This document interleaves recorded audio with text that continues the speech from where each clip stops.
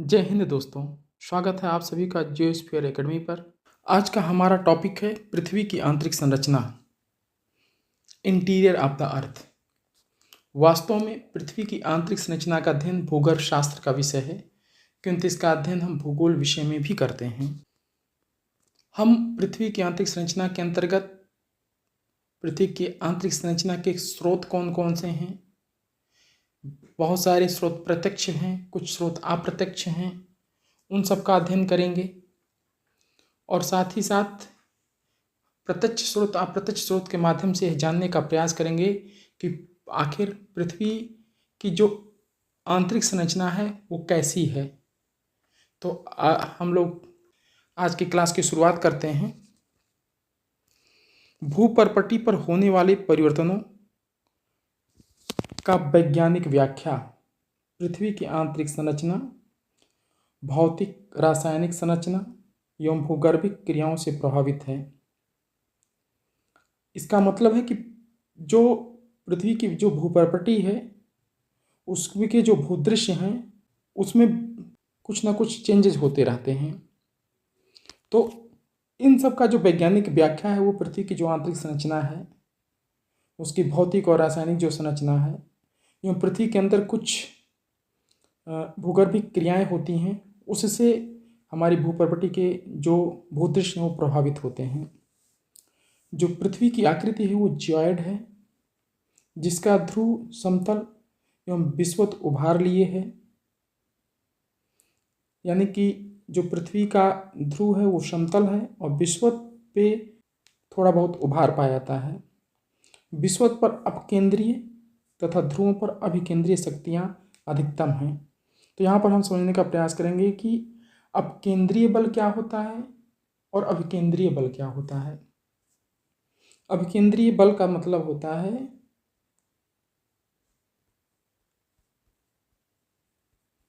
अभिकेंद्रीय बल मतलब centripetal force, अर्थात जब कोई वस्तु किसी वृत्ताकार मार्ग पर चलती है, जैसे ये है कोई वस्तु है, मान लेते हैं ये कोई वस्तु है, वृत्ता मार्ग पर चलती है, तो उस पर एक बल वृत्त के केंद्र की ओर कार्य करता है। ये वृत्त का केंद्र है, तो एक बल इधर की तरफ कार्य करेगा। इस बल को ही अभिकेंद्रीय बल कहते हैं। ये वृत्ता मार्ग पर गति कर रही है और वृत्त से केंद्र की ओर जो बल कार्य करता है उसे अभिकेंद्रीय बल कहा जाता है। अभिकेंद्रीय बल का जो सूत्र होता है F=mv² अपान r होता है। वहीं जो अपकेंद्रीय बल होता है इसकी दिशा जो होती है वो अपकेंद्रीय बल के विपरीत दिशा में होती है। यानी कि ये केंद्र है और इसके विपरीत दिशा, अपकेंद्रीय बल अंदर की तरफ कार्य कर रहा था, ये बाहर की तरफ कार्य करेगा, यानी कि परिधि की तरफ कार्य करेगा। इसके कुछ उदाहरण हम देख सकते हैं अपने दैनिक जीवन में, जैसे कपड़ा सुखाने की मशीन हो गया, दूध से मक्खन निकालने की मशीन हो गया। ये सब अपकेंद्रीय बल के सिद्धांत पर कार्य करते हैं। वहीं अभिकेंद्रीय बल के अंतर्गत अगर देखें कि धागे में अगर कोई लोलक बांध करके अगर हम उसको घुमाते हैं तो एक उस पर जो फोर्स कार्य करता है वो उस पर सेंट्रीपिटल फोर्स अर्थात अपकेंद्रीय बल कार्य करता है। तो यहाँ पे हम ये देख रहे हैं कि जो हमारा विषुवत है उस पर अपकेंद्रीय बल तथा ध्रुवों पर अभिकेंद्रीय बल अधिकतम है। पृथ्वी की आंतरिक संरचना के अध्ययन की मूल विषय वस्तु भूगर्भ शास्त्र का है, परंतु चूंकि भूपटल पर उपस्थित स्थलाकृतियों की उत्पत्ति की प्रक्रिया को पृथ्वी की आंतरिक शक्तियां प्रभावित करती हैं। यानी कि जो भूपटल पर स्थलाकृतियां हैं, जैसे पर्वत हो गया, पहाड़ हो गया, पठार हो गया, मैदान हो गया, घाटियां हो गया, ये सब भूपटल के ऊपर स्थित स्थलाकृतियां हैं। उनकी जो उत्पत्ति होती है, उनकी जो उत्पत्ति की जो प्रक्रिया होती है वो कहीं ना कहीं हमारी आंतरिक शक्तियों के द्वारा प्रभावित होती है। आंतरिक शक्तियों में क्या आएंगे? भूकंप हो गया, ज्वालामुखी हो गया, प्लेट टेक्टोनिक गति हो गया, ये सब आंतरिक शक्तियाँ हैं, ये कहीं ना कहीं प्रभावित करते हैं। इसी कारण से हम पृथ्वी की आंतरिक संरचना का जो है अध्ययन भूगोल के अंतर्गत भी करते हैं। परंतु भूगोल के आंतरिक संरचना का ज्ञान प्राप्त करना मानव जाति के लिए अत्यंत ही कठिन कार्य है, जिसे हम कुछ महत्वपूर्ण प्रत्यक्ष और अप्रत्यक्ष स्रोतों के माध्यम से देख सकते हैं। पृथ्वी के आंतरिक संरचना के जो प्रमाण हैं उसको हम दो रूप में देख सकते हैं। एक तो प्रत्यक्ष स्रोत कुछ हैं, कुछ अप्रत्यक्ष स्रोत हैं। प्रत्यक्ष स्रोत को दो भागों में बांटते हैं, एक मानवीय, दूसरा प्राकृतिक। वहीं अप्रत्यक्ष स्रोत को भी मानवीय और प्राकृतिक के रूप में हम विभाजित करते हैं। मानवीय में अगर देखें तो मानव निर्मित खाने इसके लिए प्रमुख रूप से जिम्मेदार हैं, जिससे हम पृथ्वी के स्रोतों के बारे में जानकारी प्राप्त करते हैं। अर्थात अगर देखा जाए वैश्विक स्तर पर जो मानव निर्मित खान है, एक तो रॉबिन्सन खान, दूसरा कोला प्रायद्वीप रूस में। जो रॉबिन्सन खान है ये सोने की खान है, साउथ अफ्रीका में है, और कोला प्रायद्वीप रशिया में है। यहाँ पर हम 19 किलोमीटर के नीचे धरातल में 19 किलोमीटर नीचे हम कोला क्षेत्र में भेदन का कार्य किए हैं। दूसरा प्राकृतिक में देखें तो ज्वालामुखी विस्फोट, अनावरित चट्टान हो गया। वहीं अगर हम अप्रत्यक्ष स्रोत के अंतर्गत देखते हैं तो मानवीय के अंतर्गत तापमान हो गया, दाब हो गया, घनत्व हो गया। प्राकृतिक में उल्कापात हो गया, भूकंपीय तरंगे हो गया। इनके माध्यम से हम पृथ्वी के अंतरतम के बारे में जानकारी प्राप्त करते हैं। तो आइए अब हम एक एक पर विस्तार से चर्चा करते हैं। सबसे पहला कारक है मानवीय कारक। मानव द्वारा निर्मित की गई दुनिया की सबसे गहरी खान दक्षिण अफ्रीका के जोहान्सबर्ग में रॉबिन्सन खान है, जिसकी गहराई वर्तमान समय का देखा जाए तो 5 से 6 किलोमीटर के मध्य है। इसके अलावा रूस ने कोला प्रायद्वीप में लगभग 19 किलोमीटर गहरी ट्यूबवेल का निर्माण किया है। अर्थात यदि इन दोनों की तुलना पृथ्वी के केंद्र की गहराई से की जाए तो यह पृथ्वी की सतह पर निर्मित खरोच की भांति है, जिसके आधार पर पृथ्वी के आंतरिक संरचना का ज्ञान ठीक प्रकार से प्राप्त नहीं हो सकता। जैसा कि हम जानते हैं कि जो हमारी पृथ्वी है, ये हमारी पृथ्वी है, और पृथ्वी के सबसे ऊपरी भाग में ये भूपर्पटी है। तो भूपर्पटी की जो औसत मोटाई मानी जाती है 33 से लेकर के 35 किलोमीटर मानी जाती है। और जैसा कि हम अभी देख रहे हैं कि रूस के कोला प्रायद्वीप में हम जो मैक्सिमम गहराई तक भेदन का कार्य किए हैं वो कितना है, 19 किलोमीटर। वहीं पृथ्वी का जो त्रिज्या है वो 6371 किलोमीटर है। इस प्रकार 6371 किलोमीटर के परिप्रेक्ष्य में देखें तो 19 किलोमीटर उसके सामने कुछ भी नहीं है। यानी कि जो मानवीय गतिविधियां हैं, उन मानवीय गतिविधियों के द्वारा हम पृथ्वी के अंतरतम के बारे में पूर्ण रूप से जानकारी प्राप्त नहीं कर सकते।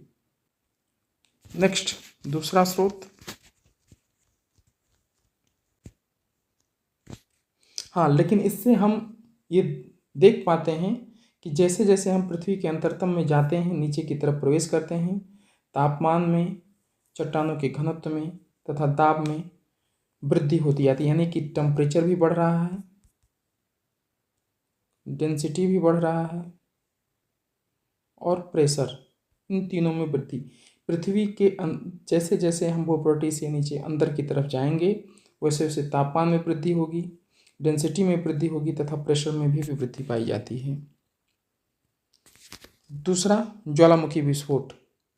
ज्वालामुखियों से निकलने वाले गर्म तरल मैग्मा एवं गैसों के प्रमाण से यह बात अवश्य ही सिद्ध होती है कि तापमान वृद्धि के प्रभाव से आंतरिक चट्टानें पिघली हुई दशा में पाई जाती हैं। परंतु वर्तमान वैज्ञानिक शोध एवं अनुसंधान से यह ज्ञात है कि ज्वालामुखियों से प्राप्त मैग्मा 100 से 300 किलोमीटर की गहराई का है। इसलिए इस आधार पर भी केंद्र तक जाने वाले संरचना का वास्तविक ज्ञान नहीं हो सकता। जैसा कि हम जानते हैं कि जब पृथ्वी पर ज्वालामुखी विस्फोट होता है तो उसमें बहुत सारे लावा, मैग्मा, जलवाष्प इत्यादि निकल करके बाहर आते हैं। तो इससे हमको ये पता चलता है कि पृथ्वी के नीचे जाने पर तापमान में वृद्धि होती है। लेकिन जैसा कि वैज्ञानिक शोधों से हमें पता चला है कि जो ज्वालामुखी विस्फोट होता है, ज्वालामुखी जो चैम्बर है पृथ्वी के नीचे, वो 100 किलोमीटर से लेकर के 300 किलोमीटर की गहराई पर ही अवस्थित है। इस आधार पर हम पृथ्वी के इनर कोर के बारे में जानकारी इकट्ठा नहीं कर सकते। नेक्स्ट है अनावृत चट्टानें। भूपटल में पाई जाने वाली सतही अवसादी चट्टानों के अपक्षय एवं अपरदन की प्रक्रिया के दौरान हटने एवं आंतरिक चट्टान के भूपटल पर दिखाई देने की क्रिया को अनावरण कहते हैं। यानी कि अगर पृथ्वी पर जो ऊपरी सतह है, जो अवसादी चट्टान है, अपक्षय और अपरदन की प्रक्रिया के दौरान वो अगर हट जाते हैं तो आंतरिक जो चट्टानें हैं वो भूपटल पर दिखाई देती हैं। इसी प्रक्रिया को अनावरण कहते हैं। अनावरण से ज्ञात होता है कि गहराई पर जाने से चट्टानों की कठोरता और घनत्व में वृद्धि होती है, परंतु भूपटल की इस प्रक्रिया द्वारा केंद्र तक की आंतरिक संरचना के विषय में सत्यता से कुछ कह पाना संभव नहीं है। जैसे हम यहाँ चित्र के माध्यम से देखते हैं कि ऊपरी भाग अवसादी चट्टानें हैं, ये अपक्षय और अपरदन की क्रिया के द्वारा हट जाती हैं तो नीचे की चट्टानें हमको प्राप्त होना शुरू हो जाती हैं। लेकिन इससे हम पृथ्वी के अंतरतम तक नहीं जा सकते और ना उसके बारे में हम जानकारी इकट्ठा कर सकते हैं। नेक्स्ट, अप्रत्यक्ष स्रोत, तापमान आधारित स्रोत। तापमान आधारित स्रोत में आरंभ में प्रत्येक 32 मीटर की गहराई पर 1 डिग्री सेंटीग्रेड तापमान बढ़ता है, परंतु गहराई बढ़ने के साथ साथ तापमान बढ़ने की यह दर समान नहीं रहती, बल्कि घटती जाती है। अगर हम देखें कि धरातल से 100 किलोमीटर की गहराई तक 12 डिग्री सेल्सियस प्रति किलोमीटर, अगर प्रारंभ में 32 किलोमीटर की गहराई पर 1 डिग्री सेंटीग्रेड तापमान बढ़ रहा है, वहीं अगर 100 किलोमीटर तक देखा जाए, धरातल से 100 किलोमीटर की गहराई तक, तो 12 डिग्री सेंटीग्रेड प्रति किलोमीटर।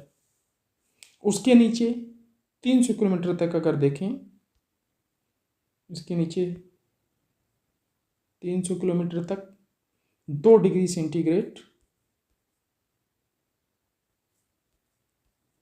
प्रति किलोमीटर, और उसके नीचे 1 डिग्री सेल्सियस प्रति किलोमीटर की दर से तापमान वृद्धि। अर्थात साधारणतः अगर देखा जाए तो 32 मीटर की गहराई पर 1 डिग्री सेल्सियस तापमान बढ़ता है, धरातल से 100 किलोमीटर की गहराई तक 12 डिग्री सेल्सियस प्रति किलोमीटर, उसके नीचे 300 किलोमीटर तक 2 डिग्री सेल्सियस प्रति किलोमीटर, और उसके नीचे 1 डिग्री सेल्सियस प्रति किलोमीटर की दर से तापमान में वृद्धि होती है, और पृथ्वी के आंतरिक भाग में यह बढ़ करके 6000 डिग्री सेल्सियस तक तापमान पहुंच जाता है।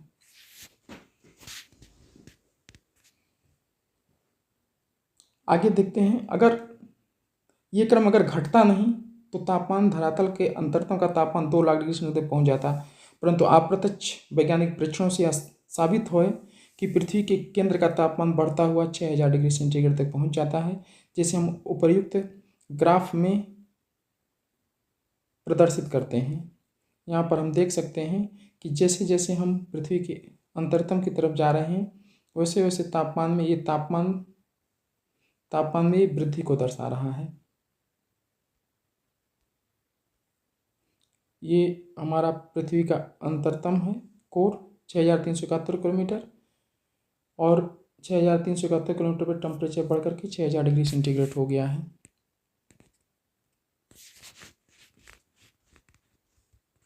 आंतरिक ताप बढ़ने के मुख्य प्रभावों में दाब में वृद्धि होती है, चट्टानों की प्रकृति में परिवर्तन होता है, लेकिन यदि चट्टानें ठोस हैं तो उनके अवस्था परिवर्तन में केवल तापमान का प्रभाव नहीं रहता, बल्कि दाब और घनत्व भी प्रभावी भूमिका में रहते हैं।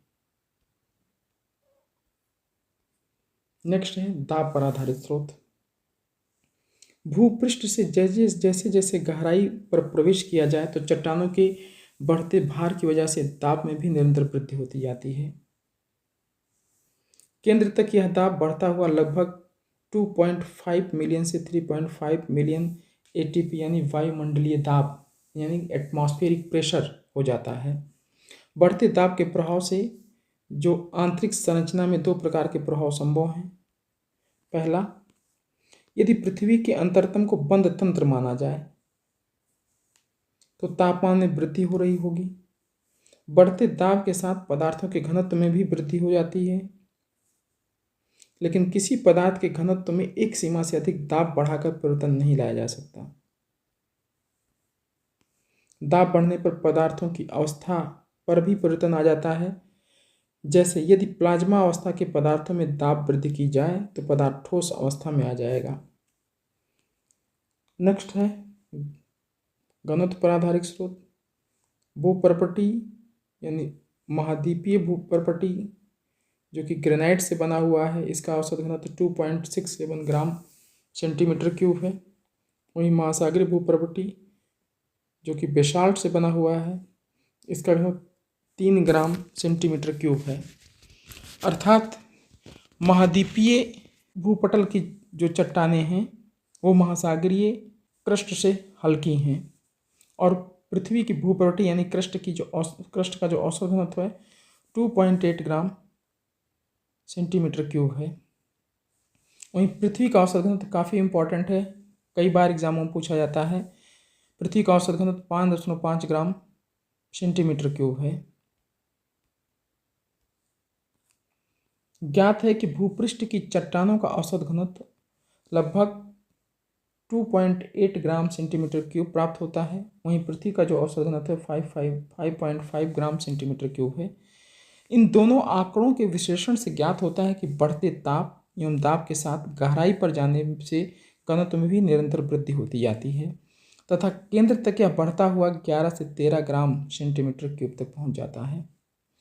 यानी कि जैसे जैसे हम पृथ्वी के अंतरतम की तरफ जा रहे होते हैं, तापमान में भी वृद्धि हो रहा है,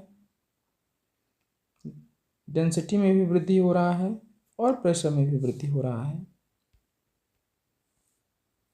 उल्कापात पर आधारित स्रोत। उल्कापात पृथ्वी की सतह से टकराने वाले उल्का पिंडों के केंद्रीय भाग सामान्यतः ठोस, कठोर एवं भारी धातु खनिज से निर्मित हैं। कभी कभी जो उल्कापात पृथ्वी के धरातल पर आकर गिर जाते हैं तो वैज्ञानिक शोधों से पता चला है कि वो ठोस, कठोर और भारी धातु खनिजों से निर्मित हैं। क्योंकि उल्का पिंडों की भांति हमारी पृथ्वी भी एक आकाशीय पिंड है, इसलिए इसका केंद्र भी ठोस, कठोर एवं भारी धातु खनिजों से निर्मित होना चाहिए। ये उल्का पिंड है, धरातल पर आया तो वैज्ञानिक परीक्षणों से पता चला कि ये ठोस है, कठोर है और भारी धातु खनिजों से मिलकर के बना हुआ है। नेक्स्ट है भूकंपीय तरंगों पर आधारित स्रोत। भूकंप विज्ञान वह विज्ञान है जिसमें भूकंपीय लहरों का सिस्मोग्राफ यंत्र द्वारा अंकन किया था। वो काफ़ी इंपॉर्टेंट है, कई बार ये प्रश्न पूछा जाता है कि भूकंप का अध्ययन हम किस यंत्र से करते हैं, तो सिस्मोग्राफ से करते हैं। भूकंप विज्ञान के माध्यम से हम पृथ्वी के आंतरिक भाग की बनावट के विषय में पर्याप्त जानकारी प्राप्त कर पाते हैं। इस संबंध में सर्वप्रथम प्रयास मोहविसिस ने किया। भूकंप के समय 3 प्रकार की तरंगें उत्पन्न होती हैं जिनका वर्णन इस प्रकार है। पहला है पी तरंगे। इन्हें प्राथमिक तरंग भी कहा जाता है, प्राइमरी वेव्स भी कहते हैं। ये ध्वनि तरंगों की भांति होती हैं, काफ़ी इंपॉर्टेंट है, तथा अन्तैर्थ होती हैं, लॉन्गिट्यूडिनल होती हैं। यह तीनों प्रकार ठोस, द्रव, गैस में गति कर सकती हैं, परंतु ठोस पदार्थ में गति इनका जो है सर्वाधिक होता है। इनकी जो औसत गति है 8 किलोमीटर प्रति सेकंड पाई जाती है। यह गति सभी तरंगों में सबसे अधिक है, जिसमें से ये तरंगें किसी भी स्थान पर सबसे पहले पहुंचती हैं। इस प्रकार हम देखते हैं कि जो पी तरंगें हैं उनकी गति सबसे ज़्यादा है और ये ठोस, द्रव, गैस तीनों माध्यमों में विचरण कर सकती हैं। अगला है एस तरंगें। एस तरंगों को द्वितीयक तरंग भी कहते हैं। इन्हें अनुप्रस्थ तरंग भी कहा जाता है, ट्रांसवर्स वेव, जो कि प्रकाश तरंगों के भांति कार्य करते हैं। जो इसकी गति है, औसत गति 4 किलोमीटर प्रति सेकंड है। ये ठोस माध्यम से गुजर सकती हैं, लेकिन तरल माध्यम में विलुप्त हो जाती हैं। काफ़ी इम्पोर्टेंट फैक्ट है। यस तरंगें, आप ये हमेशा ध्यान रखिए कि ये ठोस माध्यम से गुजरती हैं, लेकिन तरल माध्यम से जैसे पहुंचती हैं वो लुप्त हो जाती हैं। इन दोनों ही तरंगों की गति परिवर्तन एवं पदार्थ के घनत्व के आधार पर, दिशा परिवर्तन के आधार पर पृथ्वी के अंतरतम की सटीक जानकारी प्राप्त हो जाती है। इसके अलावा इन दोनों की मध्यवर्ती तरंगें पी जी तथा पी स्टार एस स्टार की भी खोज की जा चुकी है। पृथ्वी के अंतरतम की यह पेटी या रेखा, जहाँ पर इन तरंगों की गति एवं दिशा में परिवर्तन आता है, उसे असमता रेखा कहते हैं, डिसकंटिन्यूटी।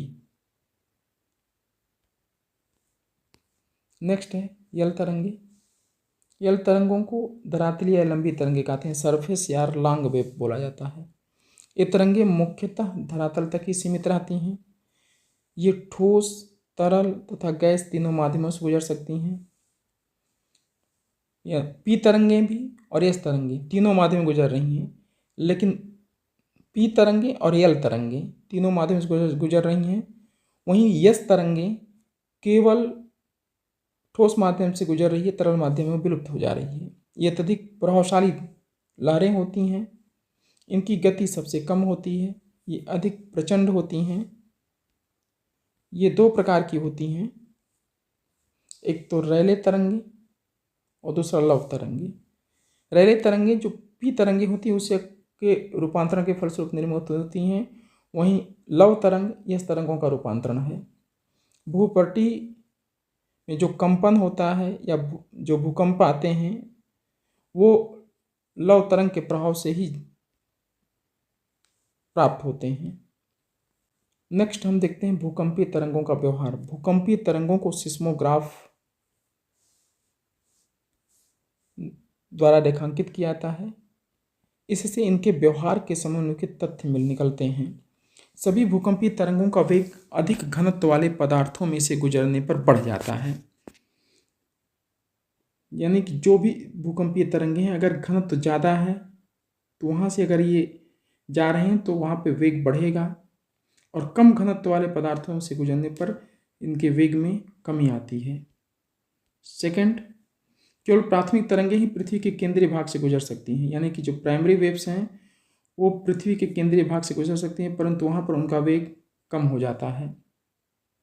इसका कारण ये है कि जो गौड़ तरंगे हैं वो द्रव पदार्थों से नहीं गुजर सकती, और आउटर कोर है, इससे हमें पता चलता है कि जो पृथ्वी का जो आउटर कोर है वो कहीं ना कहीं द्रव से निर्मित है। इसीलिए जो गौड़ तरंग यानी सेकेंडरी वेव्स वहाँ पर विलुप्त हो जाती हैं, पृथ्वी के इनर कोर तक नहीं पहुँच पाती, और रियल तरंगें केवल धरातल के पास ही चलती हैं। विभिन्न माध्यमों में से गुजरते समय ये तरंगें परावर्तित और आवर्तित भी होती हैं।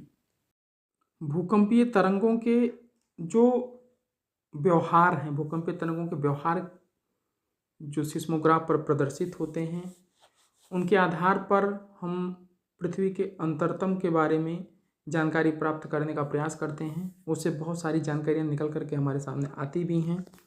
यहाँ पर हम देखते हैं कि ये हमारा भूकंप का मूल केंद्र है।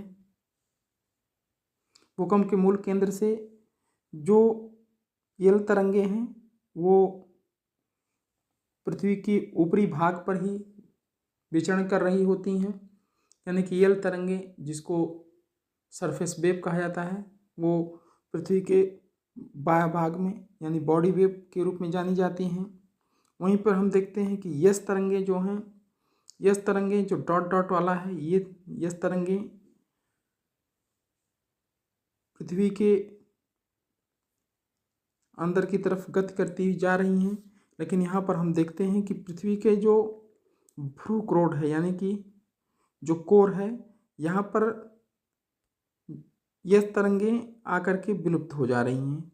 यानी कि भ्रूक्रोड के अंदर यह तरंगें नहीं पहुँच पा रही हैं।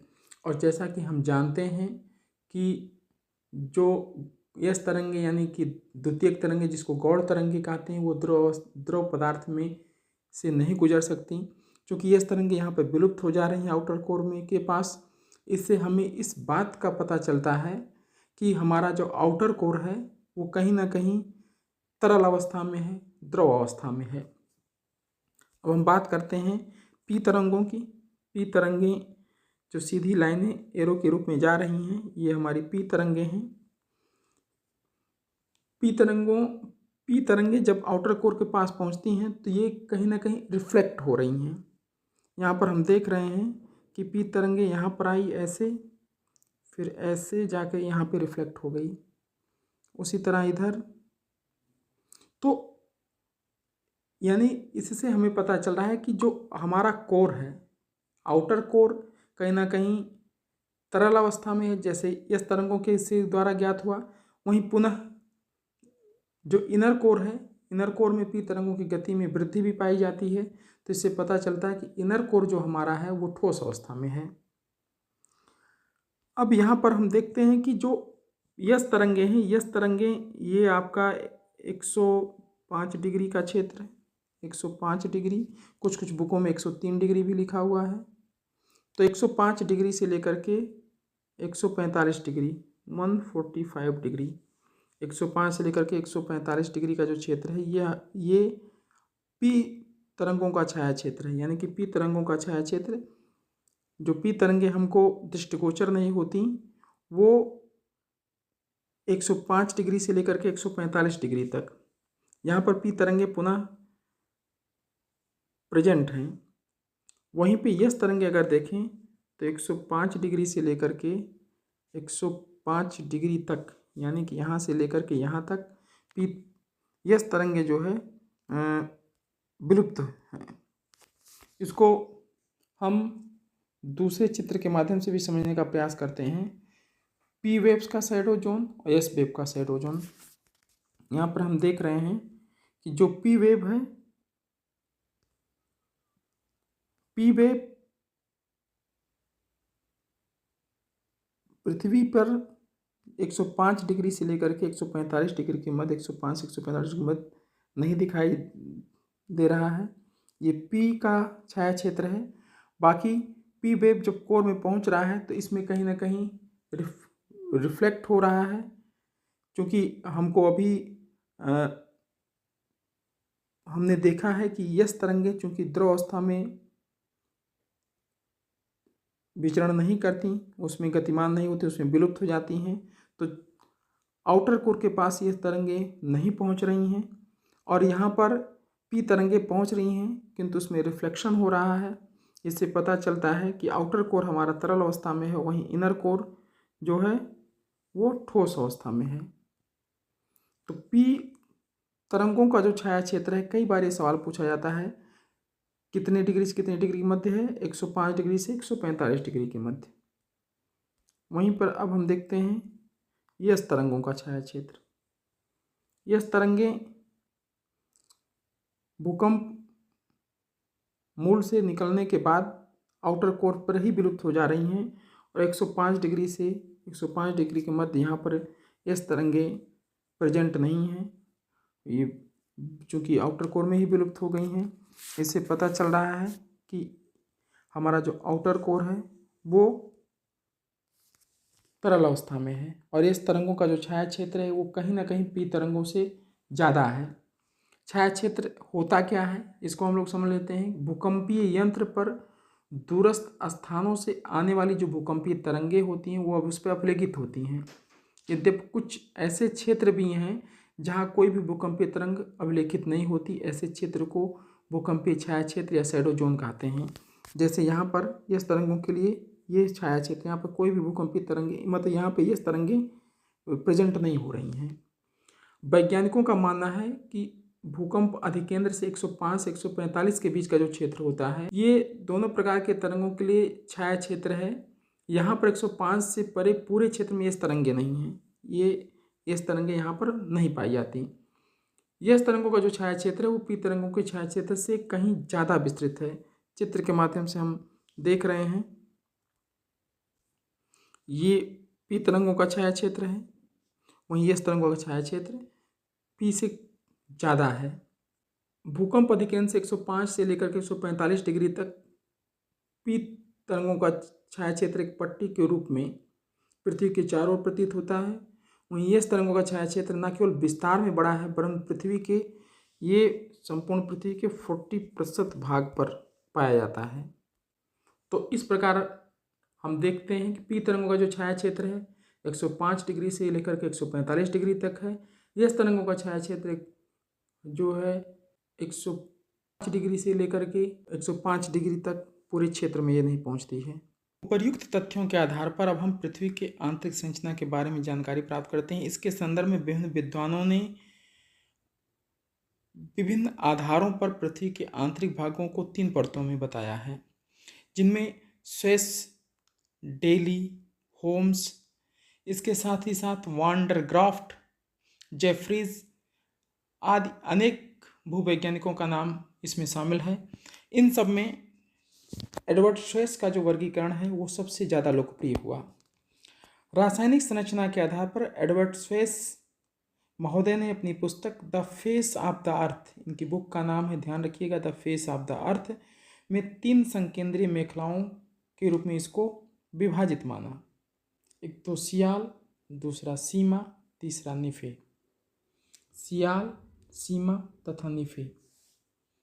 जो सियाल है ऊपरी परत है, उसके नीचे सीमा है और सबसे मध्य में निफे। स्वेस के महोदय के अनुसार सियाल का जो घनत्व है वो 2.7 से 2.8 माना गया है। वहीं सीमा का जो घनत्व है 2.9 से 4.7 माना गया है। वहीं निफे का घनत्व 11 माना गया है। इस प्रकार हम देखते हैं कि जो स्वेस महोदय के अनुसार जो सबसे ऊपरी भाग है सियाल, वो सिलिका और एल्यूमिनियम का बना हुआ है। वहीं सीमा सिलिका प्लस मैग्नीशियम का बना हुआ है तथा निफे निकिल तथा फेरस का बना हुआ है। अब इसके बारे में हम महत्वपूर्ण तथ्यों को देखते हैं। सबसे पहले देखते हैं सियाल। परतदार शैलों के नीचे सियाल की एक परत पाई जाती है जिसकी रचना ग्रेनाइट चट्टानों से हुई है। इस परत की रचना सिलिका तथा एल्यूमिनियम से हुई है। ध्यान रखना है कि इसकी जो रचना हुई है सिलिका एल्यूमिनियम से होने के कारण इसका नाम सियाल रखा गया। इसका औसत घनत्व 2.7 से 2.9 तक मानते हैं। इसके बाद सीमा, यह पृथ्वी का मध्यवर्ती मंडल है जहाँ पृथ्वी का सर्वाधिक आयतन तथा द्रव्यमान उपस्थित है। इसकी रचना बेसाल्ट आग्नेय शैलों से हुई है। रासायनिक बनावट के दृष्टिकोण से इसमें सिलिका तथा मैग्नीशियम की प्रधानता है, इसी कारण इसका नाम सीमा रखा गया। सीमा, इसका जो औसत घनत्व है 2.9 से 4.7 ग्राम प्रति सेंटीमीटर क्यूब है। इसकी गहराई 1000 से 2000 किलोमीटर तक मानी गई है। नेक्स्ट है निफे। यह पृथ्वी की केंद्रीय परत है। इसमें निकिल और फेरस की प्रधानता है और इसका औसत घनत्व 11 से 13 ग्राम सेंटीमीटर क्यूब माना जाता है।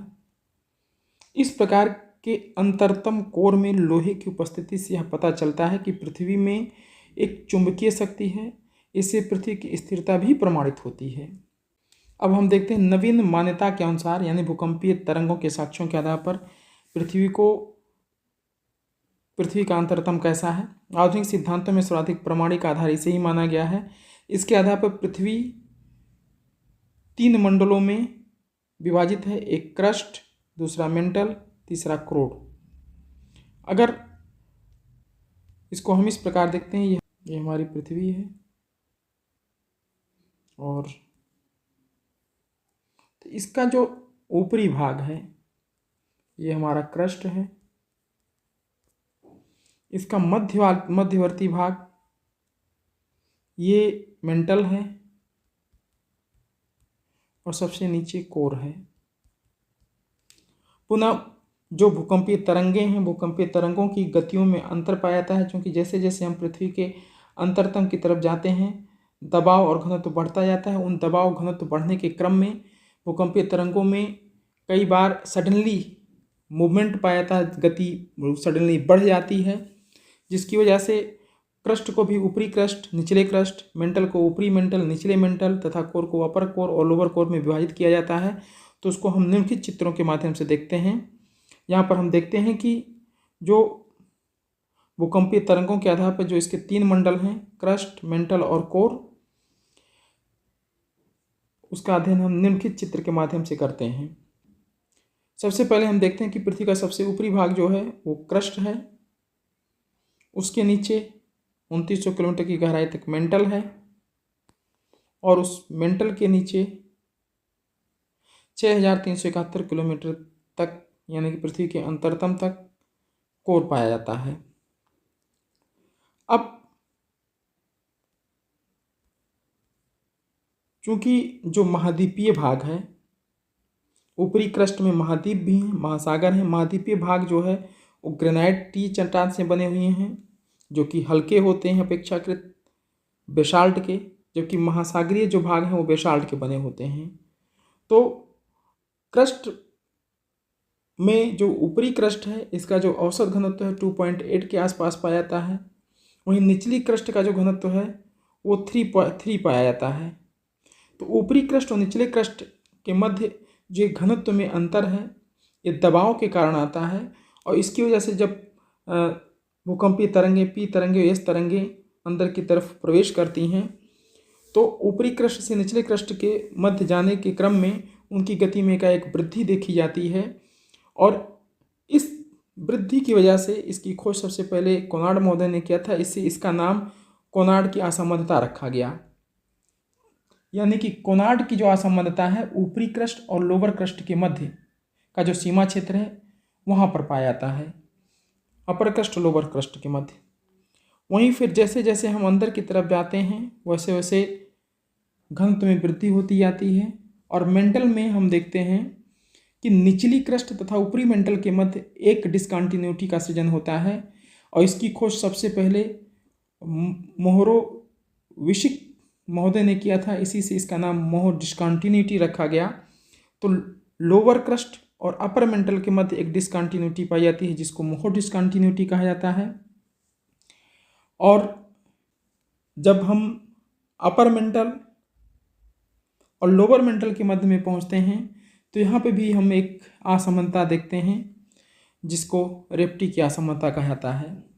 यहाँ पर ध्यान देने योग्य बात यह है कि जो मेंटल है हमारा, मेंटल की जो मोटाई है पृथ्वी के समस्त अर्धव्यास के आधे से भी कम है, परंतु पृथ्वी के समस्त आयतन यानी कि जो उसका वॉल्यूम है उसका 83% और द्रव्यमान, समस्त पृथ्वी के द्रव्यमान का 68% भाग यहाँ पे पाया जाता है।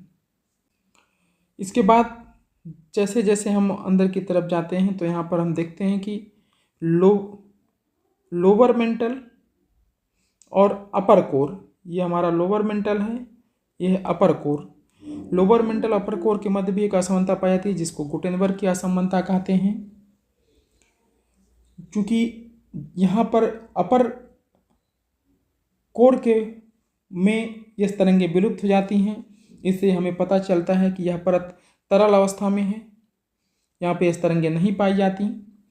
और इसके बाद जब हम इसके और अंदर जाते हैं तो यहाँ पे भी एक असमानता पाई जाती है जिसको लेहमैन की असमानता कहते हैं।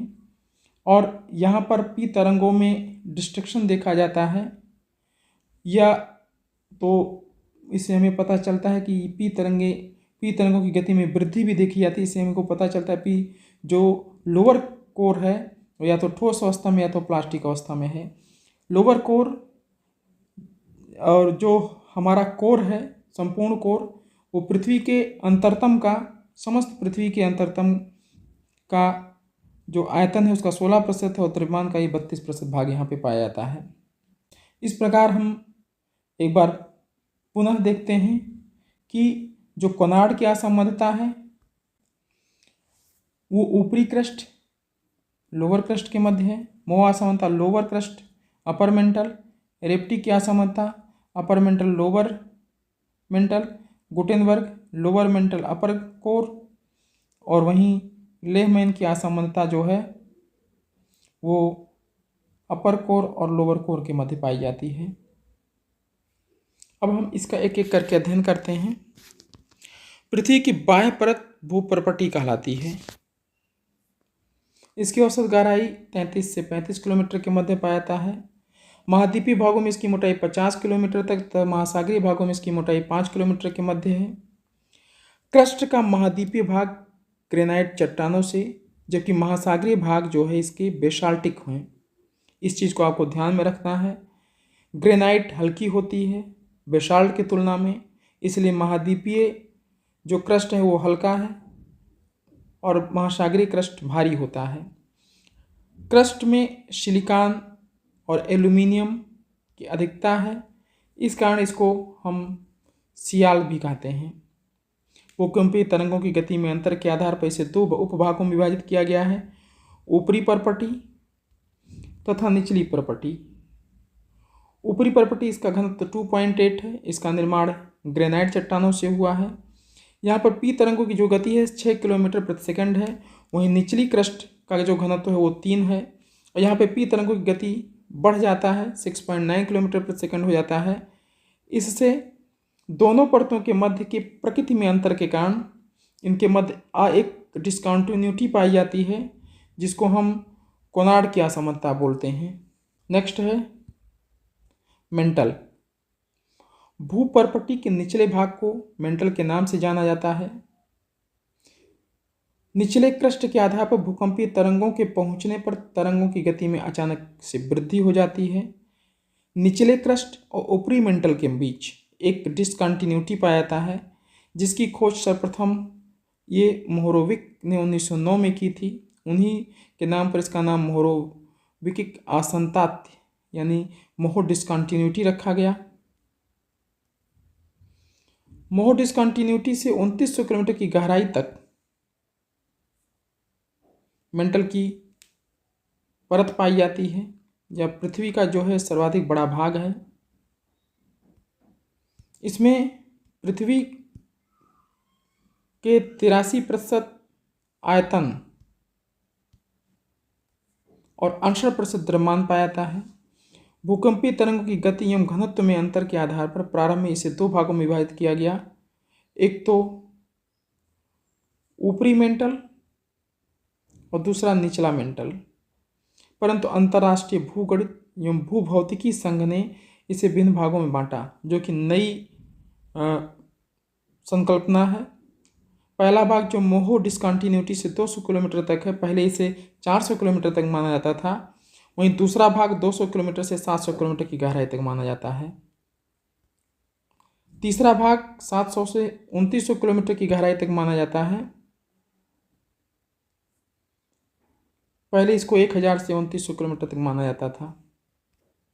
यहाँ पर ध्यान देने योग्य बात यह है कि 100 से 200 किलोमीटर की गहराई में जाने पर भूकंपीय तरंगों की गति धीमी हो जाती है। इसको हम जोन ऑफ लो वेलोसिटी भी कहते हैं। नेक्स्ट है कोर। 2900 किलोमीटर से पृथ्वी के केंद्र के मध्य इसका विस्तार है। इसका द्रव्यमान पूरे पृथ्वी के द्रव्यमान का 32%, कहीं कहीं 34 लिखा हुआ है मिलता है, लेकिन आप 32 मान के चलेंगे। और आयतन इसका 60%, जो कि करेक्ट है। यहाँ मेंटल एवं कोर के मध्य गुटेनबर्ग की असमानता रेखा प्राप्त होती है, जिसके सारे यस तरंगे विलुप्त एवं पी तरंगों की गति में मंद हो जाती है। यानी कि यस तरंगे ऊपरी कोर में जाने पर विलुप्त हो जाती हैं। इससे हमें यह पता चलता है कि जो ऊपरी कोर है वो तरल अवस्था में है। हमने पी तरंगों यस तरंगों की प्रकृति के बारे में जब अध्ययन किया था तो उसमें हमें ये पता चला था कि यस तरंगें तरल माध्यम में विलुप्त हो जाती हैं। तो चूंकि अपर कोर में यस तरंगें हमें दृष्टिगोचर नहीं होती हैं, इससे यह ज्ञात होता है कि अपर कोर तरल अवस्था में है। बाह्य कोर 2900 किलोमीटर से 51 किलोमीटर के मध्य, जहाँ रेडियो सक्रिय तत्वों के विस्फोट एवं संलयन की वजह से अचानक तापमान बढ़कर लगभग 4300 डिग्री सेल्सियस पहुँच जाता है। इसलिए निकल तथा फेरस की प्रधानता वाली यह पेटी तरल अवस्था में पाई जाती है। यानी कि जो आउटर कोर है, आउटर कोर में यह तरंगें बिल्कुल नहीं दिखाई देती, क्योंकि ये तरल अवस्था में है। इसका घनत्व 11 ग्राम प्रति सेंटीमीटर क्यूब है तथा दाब बढ़कर 2.5 मिलियन एटमॉस्फेरिक प्रेशर हो जाता है। वहीं इनर कोर के बारे में देखते हैं। 51 से 51 किलोमीटर की गहराई पर पी तरंगों का केंद्रीय झुकाव एवं गति सर्वाधिक होता है, जिससे ज्ञात होता है कि यहाँ पदार्थ ठोस अवस्था में है तथा सर्वाधिक घनत्व वाला है, 13 ग्राम प्रति सेंटीमीटर क्यूब। इस ठोस आंतरिक क्रोड एवं तरल बाह्य क्रोड के मध्य एक असमानता पाई जाती है, डिस्कंटिन्यूटी पाई जाती है। उसको हम बोलते हैं लेहमैन की डिस्कंटिन्यूटी। आंतरिक कोर का तापमान लगभग 5800 डिग्री सेंटीग्रेड प्राप्त होता है। यहाँ उच्च दाब, सर्वाधिक घनत्व और सर्वाधिक भारी खनिजों की उपलब्धता की वजह से पदार्थ ठोस अवस्था में बने हुए हैं। इस प्रकार भूकंपीय तरंगों के जो गतियाँ पाई जाती हैं उनके आधार पर अगर हम देखें तो पृथ्वी का जो अंतरतम है वो समरूपी नहीं है, उसमें बहुत सारी विभिन्नता पाई जाती हैं। अगर आपको हमारा कॉन्सेप्ट समझ में आ रहा है और वीडियो पसंद आ रही है तो इसे लाइक करना ना भूलें, अपने दोस्तों के साथ शेयर करना ना भूलें ताकि उन्हें भी इसका फ़ायदा मिल सके। साथ ही कमेंट करके बताइए कि हमारा यह वीडियो कैसा लगा। इस वीडियो का नोट्स आपको हमारे Telegram channel Geosphere Academy official पर मिलेगा, जिसका लिंक आपको डिस्क्रिप्शन में मिल जाएगा। धन्यवाद।